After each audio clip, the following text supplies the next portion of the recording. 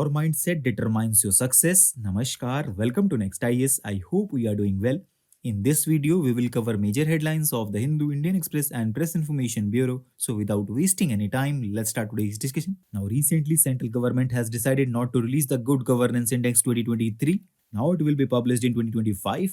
Talking about Good Governance Index, it is a tool used to assess the status of governance in India. It evaluates the impact of various governance interventions implemented by the states and union territories. It was launched in 2019 and it is a biennial ranking covering over 50 indicators across sectors like agriculture, economic governance, public health, and citizen centric governance. Tamil Nadu ranked first in 2019 and Gujarat ranked first in 2021 for big states. Next article focuses upon private members' bill because during the 5-year term of the 17th Lok Sabha, only 9 hours were spent on private members' bill, while Rajya Sabha spent around 27 hours on them. Talking about private members' bill, they are legislative proposals introduced by MPs who are not ministers. In Lok Sabha, last 2.5 hours of the business every Friday are reserved for private members' business, including bills and resolutions. And in Rajya Sabha, this time is allocated for private members' business every alternate Friday during a session. Now, a recent study highlighted gross violations of human rights of Rohingya refugees detained in India. Talking about the Rohingya refugee status, they are the world's largest stateless population, numbering about 2.8 million.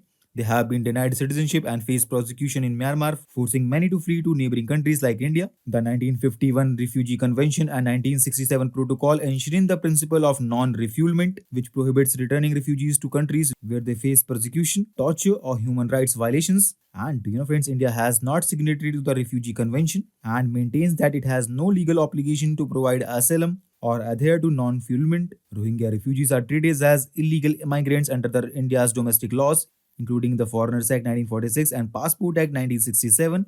But the Supreme Court ruled that detained Rohingya refugees are entitled to the right to life under Article 21 of the Indian Constitution, but they don't have the right to reside or settle in India. Now, the former US President Jimmy Carter has died. He had significant personal and political relationship with India, especially regarding the Indo-US nuclear deal for the Tarapur atomic power station. His two-day visit to India in 1978 was major milestone in strengthening bilateral ties. However, visit faced some challenges, particularly surrounding nuclear issues. Now, India's manufacturing sector has seen a remarkable growth in recent years, driven by government's economic, social, and foreign policy initiatives. The Make in India initiative, along with the introduction of production-linked scheme in 14 sectors, has played a key role in this transformation.